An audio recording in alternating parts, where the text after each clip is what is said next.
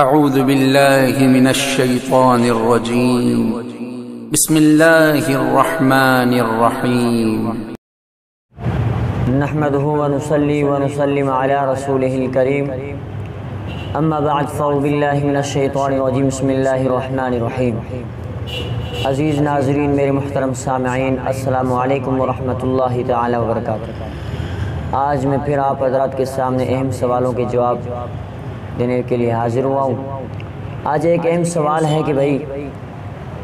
کیا ہم غسل کے بعد وضو کرنا ضروری ہے کہ نہیں۔ ایک صاحب نے سوال کیا کہ اگر کوئی شخص غسل کر رہا ہے، نہا رہا ہے، نہانے کے بعد اب اس نے وضو دوبارہ کرنا ضروری ہے کہ نہیں، قرآن و حدیث کی صورت میں دلائل پیش کرے۔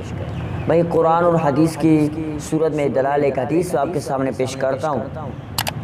کہ بھئی نہانے سے وضو ہو جاتا ہے، نہانے سے وضو ہو جاتا ہے، اب نہانے کے بعد دوبارہ وضو کرنا ضروری نہیں ہے، کیونکہ ایک حدیث ہے عائشہ صدیقہ رضی اللہ عنہ سے، عائشہ رضی اللہ تعالی عنہ قالت کان نبی صلی اللہ علیہ وسلم لا يتوضأ بعد الغسل، یعنی کہ نبی علیہ السلام سے ام عائشہ صدیقہ روایت کرتی ہیں، فرماتی ہیں کہ نبی علیہ السلام نے ایک دفعہ غسل کیا اور غسل کرنے کے بعد لا يتوضأ وضو نہیں کیا بعد الغسل، یعنی کہ غسل کے بعد وضو نہیں کیا۔ تو یعنی کہ اس سے معلوم ہوا کہ بھئی نہانے سے وضو ہو جاتا ہے، غسل کرنے سے وضو ہو جاتا ہے۔ اگر کوئی شخص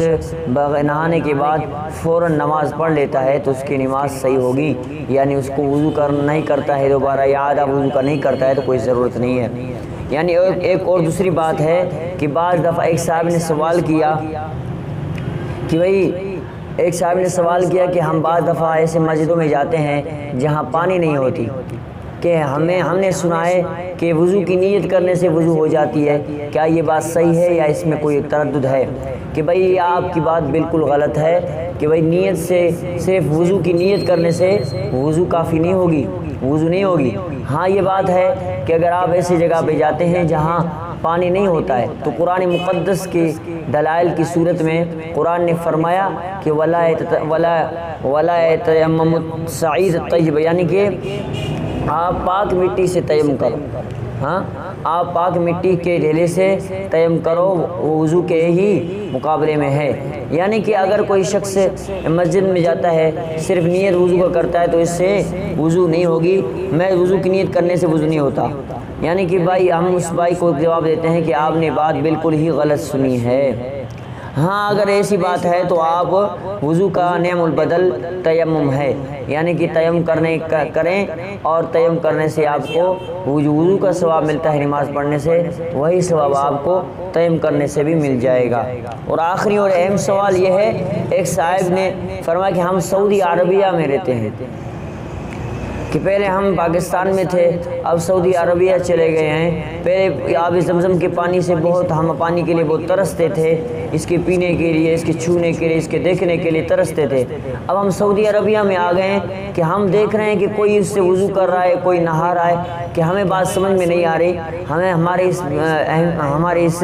شک کو ختم کرنے کے لیے کوئی جواب ملاحظہ فرمائے کہ بھئی اس کا کیا آپ کا کیا مسئلہ ہے۔ اس صاحب نے سوال کیا کہ بھئی کیا ہم اس آب زمزم کے پانی سے وضو کر سکتے ہیں، آب زمزم کے پانی سے نہا سکتے ہیں؟ اور بھائی آپ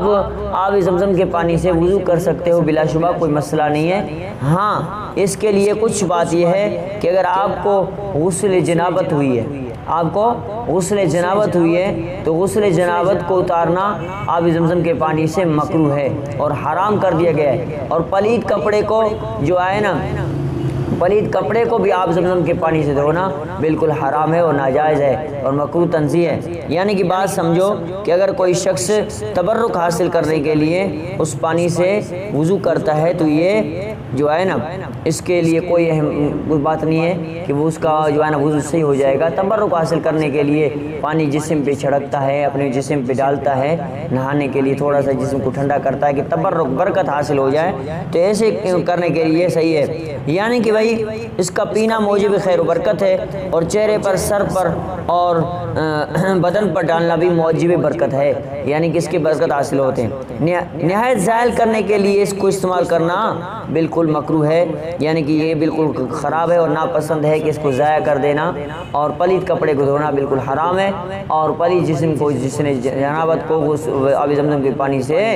جو ہے نا ختم کرنا، یہ بھی بالکل حرام ہے۔ اللہ کریم سے دعا رب العالمین سب کو تمام مسائل کو، یہ دین کے مسائل کو اچھی طرح اہم باتوں سے اور اہم انداز سے سمجھنے کی توفیق عطا فرمائے۔ وآخر دعوانا الحمدللہ رب العالمین۔